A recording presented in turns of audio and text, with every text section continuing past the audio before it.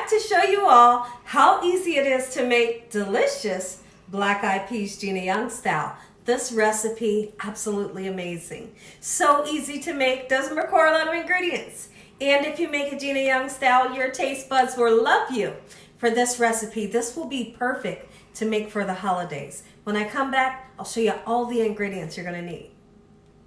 First thing that you will need will be some dried black-eyed peas. This is 2 pounds and we will be washing them. You're gonna need some water. You're also gonna need some chicken broth. You can use vegetable broth if you would like to. When I serve black-eyed peas, I always like to have some rice on the side. You're gonna need some beautiful veggies to make it gorgeous and make it taste delicious. We have a beautiful red bell pepper, green bell pepper, nice sweet Vidalia onion, and we have our meat of choice, ham hocks. You can use a smoked turkey meat if you would like to. Okay, we're gonna use some spices, make it taste good. Salt, accent. Now when it comes to the accent is if you prefer to use it. So it's definitely optional. Black pepper, garlic and onion powder, red pepper flakes, and a really secret ingredient, just a little tad bit of sugar. Make sure your hands are impeccably clean. Let's get started with this amazing black-eyed pea recipe, Gina Young style. So we're here at the sink, and I'm using the water. It is cold water so that we can clean our beans. As you're cleaning your beans, you take a look through each bean and make sure you don't have anything that looks like this one. This one is a rotten one. I don't know if you can see really good, but if you find any ones, or you may find some rocks, so take the time to search through it. Give them a nice rinse off using cold water, just like so. This is definitely a must. Thanksgiving is quickly approaching, and I know it's time for me to show you all how to make some delicious Thanksgiving recipes. This is one of them. Anytime Thanksgiving, Christmas time, especially New Year's, we always have a nice, beautiful pot of black-eyed peas. Now, if you don't eat meat, then you can make this recipe completely without the meat and it will still be delicious. Absolutely, okay? And for the people that don't eat pork, just use like a smoked turkey leg, smoked turkey wings. Delicious. You could use bacon, you could use sausage, whatever smoked meat that you like that will put flavor into the beans, you can do that. But today we're going to use the good old ham hock. I have washed off these ham hocks. The first thing that you must do is put some scores into them. Doesn't matter how you cut it, just get some cuts into it. Me personally, I feel like when you put cuts into it, it helps it to cook up a bit faster. Okay, so now that I've done that, if you take a look over here at my wok, I have a stainless steel flat bottom wok. You can use any type of large pot if you'd like, but the first thing that we need to do is extract flavor from this beautiful smoked ham hock. Okay, let's get rid of that part there. So the way to do that is to boil these babies. We're gonna boil them in water and chicken broth, some seasonings and some vegetables, extract some great smoky flavor from the meat, and then we'll add our beans. Now, in order to get these ham hocks nice and tender, it's definitely going to take about an hour to get them nice and tender. So I'd like to say after about 40 minutes of the ham hocks cooking, then we'll come back and we'll throw our beans in. Now, there are some people that like to take their beans and soak them overnight. If you wanted to do that, something like that, you could, and it will cut down on the cooking process, because when you're making dry beans, they take some time, but I tell you what, that time is well worth it because they are so delicious. Okay, so I'm going to continue to slice up my ham hocks just like so, and I would do the same thing even if this was a smoked turkey wing. I put some score marks into it. When I come back, I'll show you what we're going to do next. Let's put some onion into our recipe, okay? And then I'm going to turn the ham hocks, the water, the broth and veggies, and also spices onto, let's just say a medium heat, and we're just going to let it roil. Let it boil just like so, okay? So now let me show you how I like to cut the onion. We're going to put some onion in now, and then later during the cooking process, we'll come back and put more onion in. As far as the vegetables that go in now, we just want them to kind of cook down into Flavorland and release amazing flavor. Okay, but then later on, when the beans are almost done, we are going to add a second batch of the vegetables that won't get mushy, because these here, I don't mind them getting mushy. I just want them to go in and release amazing flavor, just like so. When I come back, we'll start on some bell peppers and onions. If you wanted to put some fresh garlic in here, absolutely you could. There are times where I'll throw about just a small fresh garlic clove, chopped up nice and fine, throw it in for great flavor. But if you don't want to, do like I'm doing today, use some garlic powder. Okay, so now let's chop up some of the red bell pepper, just like so. And the same thing that I done with the onion is I'm going to put some of the bell pepper in now, and then we'll come back and put some of the bell pepper in a little later during the cooking process. I hope y'all are having a great day today. I would love to know if you love or if you've ever tasted black-eyed peas. If you haven't tasted black-eyed peas, you must be under a rock. But you're not going to be under a rock too long, because Gina Young is sharing with you all one of my best recipes for how to make the most delicious black-eyed peas Gina Young style. You're going to love this recipe.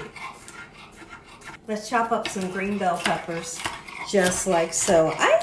To be honest, when I make beans, doesn't matter if I'm making lima beans, black-eyed peas, pinto beans, I always like to put the bell peppers and onions in. It brightens the whole recipe up. It really changes the flavor rather than just having just plain old beans with meat in it.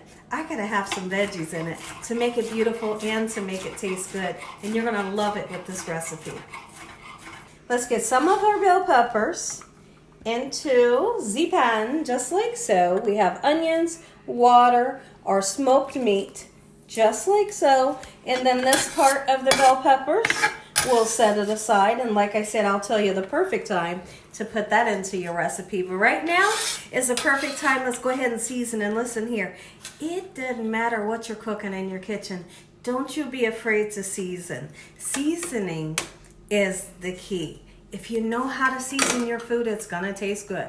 But if you don't know how to season it well, people might say it don't have any flavor, right? You don't want that to happen. Let me show you how I like to season. We'll do it when I come back after I clean my cutting board off. Now it's time to put in chicken broth. If you don't want to use chicken broth, something that I like to do a lot is I like to use a little bit of chicken bouillon powder. That really works. Gives great flavor. Okay, so now some people like to ask me, Gina, how come you're starting off with so much liquid? The reason why I like to start off with so much liquid is because it takes a while to cook these ham hocks or whatever smoked meat that you're going to cook. And during that time, your liquid will evaporate. So if you put a nice amount in, you won't have to worry about refilling it up. And sometimes during this cooking process, you may even need to put some more chicken broth in or put some more water in, because like I said, naturally, your liquid will evaporate. Okay, so let's get this onto the stove, onto a medium heat, and just let it cook for a while. But before then, let's season. Don't be afraid to season. We're going in with salt. We're going in with the accent, only accent if you want to, but it's definitely optional. Okay, I'm going in with a nice amount of garlic powder. Gina, that's a lot. Absolutely it is. It's going to make it taste good.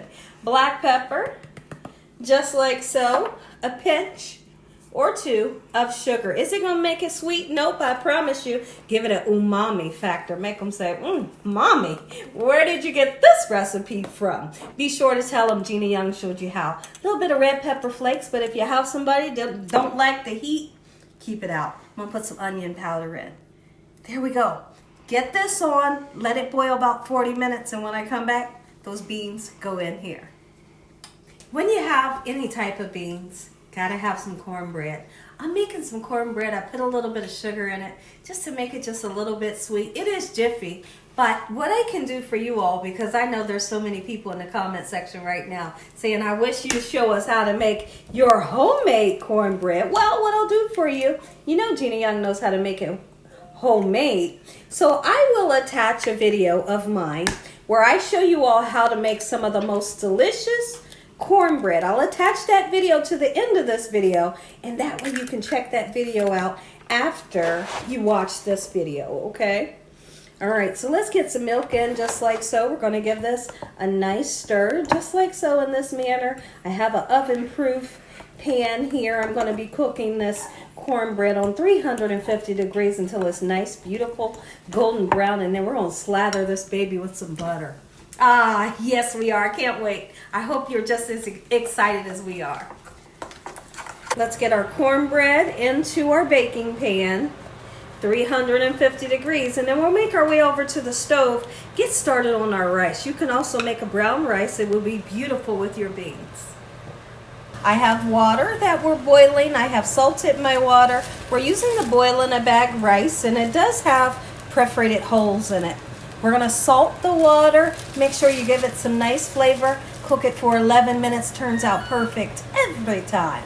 So now if we take a look in over here at our ham hocks, our beautiful broth, and the veggies. Everything's been cooking for quite some time, and so now is the perfect time. Go ahead and get your beans in there. Let everything cook together, just like so. Several times we're going to come back, taking a peek in, looking at them, and several times you're also going to see me season this. You have to taste it. Season it, taste it, season it until you get the perfect seasoning that you're looking for. Take a look at this. Oh, look at those beans. The beans are getting nice and tender, and the broth, it thickens up. Let me show you.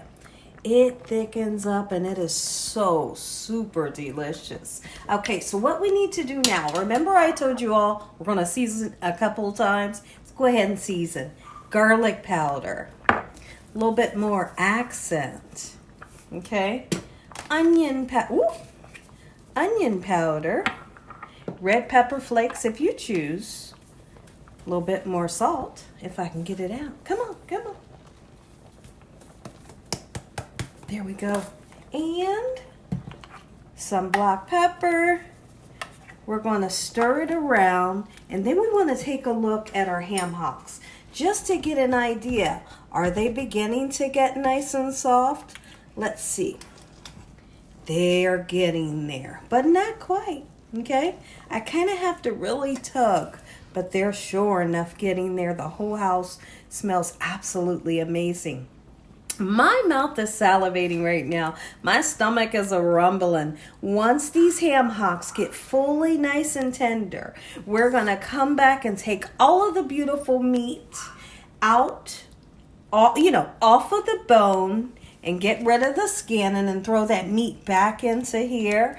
And you just have patience.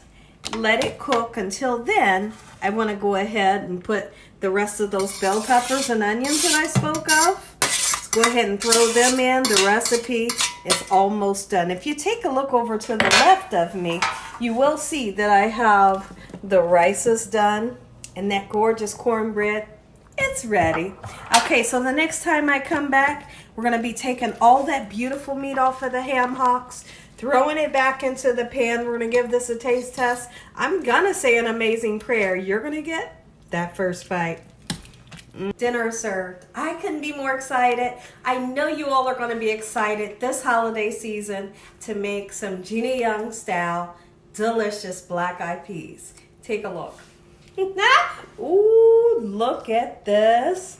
My goodness. And you can see that we did take the time to take all of the meat off of the bone, get rid of the skin, just like so. Let me know in the comment section below if you are one of those people that would just like to take one of those whole ham hocks, put it in your bowl, and then add the beans. I used to do that back in the days.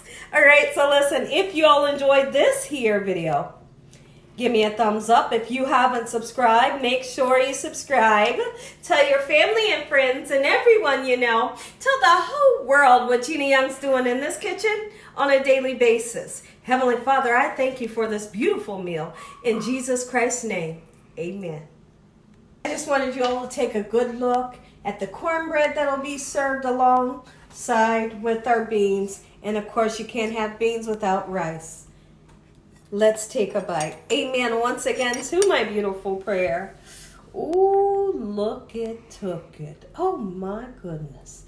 This right here, absolutely amazing. You can see the steam. It's way too hot for me to try. But what I will do, I'll grab a little bit of the sauce because I can't resist it. But I don't want to burn my mouth. All right, I'm going to taste. Wait a minute. So delicious. So flavorful.